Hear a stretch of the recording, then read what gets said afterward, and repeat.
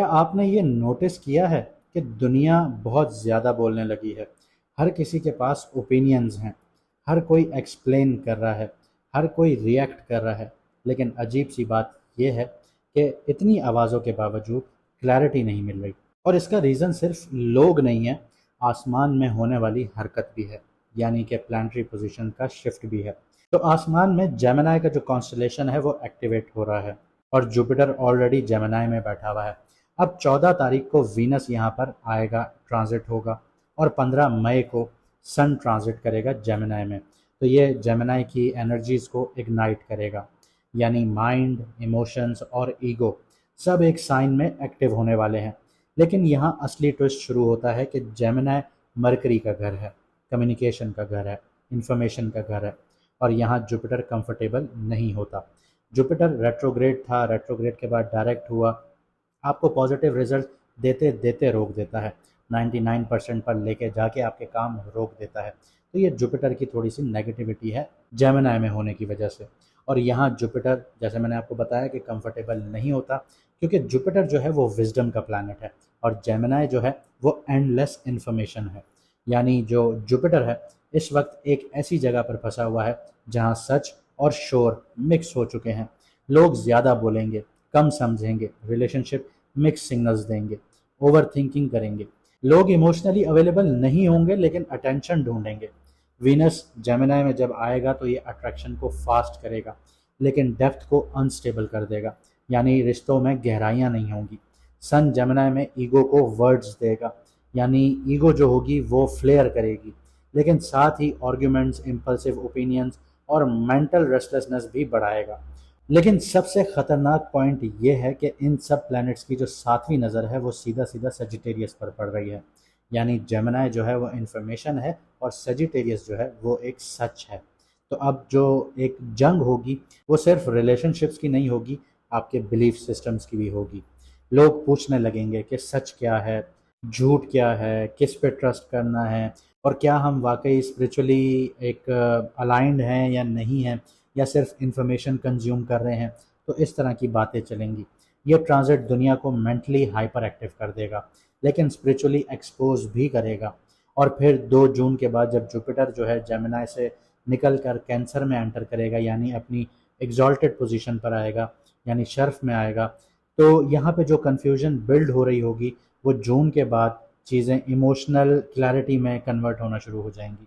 तो अगले कुछ हफ्ते मजाक बिल्कुल भी नहीं होगा, एक मैसेज रिलेशनशिप बना सकता है, एक स्टेटमेंट कंट्रोवर्सीज क्रिएट कर सकता है, और एक सच पूरी ज़िंदगी बदल सकता है। मैं हूं इरफान और आप देख रहे हैं सितारों का सफ़र। आइए शुरू करते हैं कि जो सन और वीनस का ट्रांजिट है ये आपकी कुंडली पर क्या इम्पैक्ट लेकर आ रहा है। इसके साथ साथ ये बताता चलूँ कि जिन लोगों ने अपना मून साइन जानना है वो कमेंट सेक्शन में अपनी ओरिजिनल डेट ऑफ बर्थ लिख दें, आपको आपका मून साइन बता दिया जाएगा। और जो लोग डायरेक्शन हासिल नहीं कर पा रहे, जिनको समझ में नहीं आ रहा ज़िंदगी किस तरफ लेके जानी है, घर के मसले हो रहे हैं, घर के इश्यूज ख़त्म नहीं हो रहे, पैसा एक हाथ से आ रहा है दूसरे हाथ से जा रहा है, एक्सपेंसेस बढ़ चुके हैं, आपके दोस्त यार आपको डिच कर रहे हैं, बहन भाइयों से आपको वफा नहीं मिल रही, तो आप लोगों की स्क्रीन पर व्हाट्सएप का नंबर आ रहा होगा, मैसेज करके अपना अपॉइंटमेंट बुक करवा लीजिए, ताकि आपकी ज़िंदगी के जो इश्यूज़ हैं आपको एक क्लियर पाथ की तरह सामने नज़र आना शुरू हो और आप उनका हल ढूंढ के आगे बढ़ सकें। आइए जानते हैं कि आपकी कुंडली का इम्पैक्ट क्या है सन और वीनस के ट्रांजिट पर। तो अगर आपका मून साइन टॉरस है, यानी वृषभ राशि है, यानी कि बुर्ज सौर है, तो जो आपके लिए ये ट्रांजिट है ये आपके सेकंड हाउस को एक्टिवेट कर रहा है। और वैदिक एस्ट्रोलॉजी में जो सेकंड हाउस होता है ये पैसे का ही नहीं होता, ये आपकी सेल्फ वर्थ का घर होता है, आपकी फैमिली वैल्यूज़ का घर होता है, आपकी स्पीच का घर होता है, आपकी सेविंग्स का घर होता है, आपकी ईटिंग हैबिट्स का घर होता है, और इमोशनल सिक्योरिटी का घर होता है। यहाँ पे ऑलरेडी जुपिटर बैठा हुआ था लेकिन जुपिटर यहाँ पे पॉजिटिव नहीं है क्योंकि ये घर उसके लिए नेगेटिव है। प्लेसमेंट बहुत अच्छी है और अब वीनस और सन इस घर को एक्टिवेट करने जा रहे हैं, यानी अगले कुछ हफ्तों में पैसा, फैमिली और इमोशनल स्टेबिलिटी आपकी लाइफ की मेन थीम बनने जा रही है। लेकिन यहाँ पे एक बहुत इंपॉर्टेंट ट्विस्ट आ जाता है। जुपिटर जेमिनी में अपनी एक दुश्मन की टेरिटरी में होता है, यानी विजडम और फाइनेंशियल जजमेंट फुली स्टेबल आप लोगों के लिए नहीं थी। आपको अपॉर्चुनिटीज़ मिलेंगी लेकिन साथ ही टेम्पटेशंस भी होंगी। ऐसा भी फील हो सकता है कि आप लोग कुछ चीज़ों को इन्वेस्टमेंट समझेंगे जबकि असल में वो इमोशनल इम्पल्सिवनेस का एक नतीजा होगा। और क्योंकि इन सब प्लैनेट्स की जो सातवीं नज़र है वो आपके 8th हाउस पर पड़ती है, यानी सेजिटेरियस पर पड़ती है, तो यहाँ पे हिडन फियर्स आ जाते हैं, खौफ आ जाता है, आपके सीक्रेट्स भी आ जाते हैं, इमोशनल वल्नरेबिलिटी भी एक्टिव हो जाती है यहाँ पे। तो ये ट्रांजिट सिर्फ इनकम नहीं बदल रहा आप लोगों के लिए, ये आपके अंदर का एक सिक्योरिटी सिस्टम भी शेक करने जा रहा है। अब करियर, बिजनेस और फाइनेंसेस के हवाले से बात करें तो फाइनेंशियल मूवमेंट नज़र आ रही है आप लोगों के लिए। टॉरस वालों को लग सकता है कि सैलरी डिस्कशंस शुरू हो गई हैं, साइड इनकम आना शुरू हो गई है, बिजनेस डील्स हो गई, आपके क्लाइंट कम्युनिकेशंस हो गई, या अनएक्सपेक्टेड अर्निंग अपॉर्चुनिटीज़ आप लोगों के लिए हो सकती हैं यहाँ पे।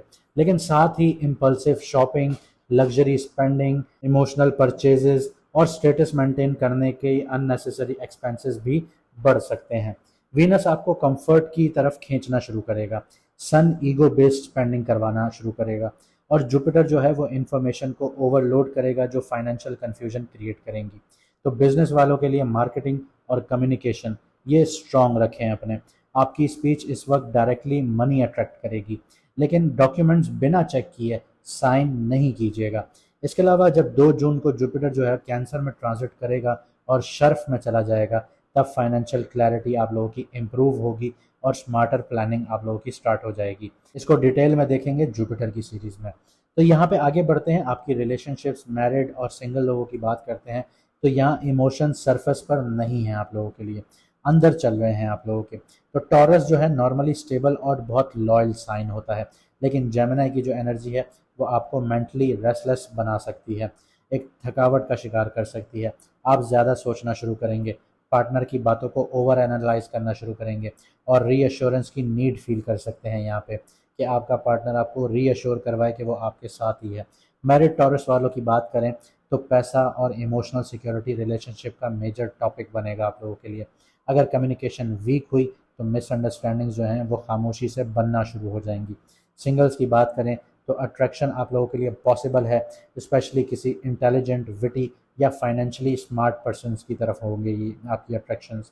लेकिन यहाँ पे एक आप लोगों को वार्निंग भी दे दूँ कि 8th हाउस पे जो नज़र पड़ रही है वो आपके हिडन ट्रुथ्स को एक्टिवेट करती है, यानी सीक्रेट अट्रैक्शन, इमोशनल ट्रायंगल, और या किसी अनअवेलेबल पर्सन की तरफ ये चीज़ें आपको खींचेंगी। तो पॉसिबल है कि एक्स या फिर आपका पास्ट इमोशनल बैगेज जो है वो सडनली आपके सरफेस पर आना शुरू हो जाए, आप दोबारा उन चीज़ों में इंडल्ज हो जाए। हेल्थ की बात करते हैं तो 2nd और 8th हाउस एक्टिवेट है, तो बॉडी और माइंड दोनों अफेक्ट करेंगी।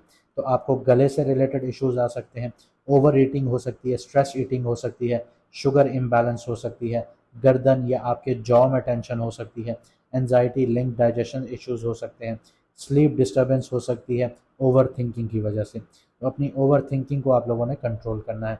इमोशनली आप स्टेबल दिखने की कोशिश करेंगे, लेकिन अंदर एक खौफ होगा, नुकसान करने का खौफ होगा, ये एक्टिवेट होगा। और यही ट्रांजिट आपके लिए एक असली लेसन होगा, और खुदा की कुदरत आपसे यही सवाल कर रही होगी कि क्या पैसे में ही आप अपना सुकून ढूंढते हैं, उसी पे डिपेंड करते हैं, या आप वाकई इमोशनली सिक्योर भी हैं। तो याद रखिएगा कि इस बार जेमिनी की एनर्जी सिर्फ कम्युनिकेशन नहीं लेकर आएगी, ये कन्फ्यूजन और क्लैरिटी के बीच में एक जंग लेकर आएगी। वीनस जो है वो इमोशंस को हवा की तरह चलाएगा, लेकिन सन जो है वो जलती पे तेल का काम करेगा आपके ईगो को लेके और आपकी आइडेंटिटी को लेके। और जुपिटर जो है वो एक दुश्मन के साइन में है, तो यहाँ पे बैठ कर ये आप सबको यही सिखाएगा कि हर इंफॉर्मेशन विजडम नहीं होती। अगले कुछ हफ्तों में आप लोग देखेंगे कि कुछ रिलेशनशिप्स बनेंगे, कुछ इल्यूजन्स आप लोगों के टूटेंगे, कुछ लोग वापस आएंगे आपकी ज़िंदगी में, और कुछ लोग ऐसे खुल के आपके सामने आएंगे जो आपसे इग्नोर नहीं किया जाएगा। लेकिन याद रखिएगा कि जब जुपिटर यहाँ से ट्रांजिट करेगा तब इमोशनल क्लैरिटी आप लोगों को धीरे धीरे अंधेरों से निकाल के दोबारा लाइट की तरफ लेकर आना शुरू होगी। अब खुदा की कुदरत जो है, यानी यूनिवर्स जो है, वो माइंड को चैलेंज करेगी ताकि बाद में दिल से असल सच समझ सकें आप लोग। तो जो भी हो रहा है उसे कोइंसिडेंस नहीं समझना आप लोगों ने। कुछ कन्वर्जेशंस कार्मिक होती हैं, कुछ एंडिंग्स जो हैं वो स्पिरिचुअल होती हैं, और कुछ लोग सिर्फ इसलिए मिलते हैं ताकि आप खुद को पहचान सकें। मुझे दीजिए यहाँ से इजाज़त, मिलते हैं अगली वीडियो में सितारों के सफ़र पर।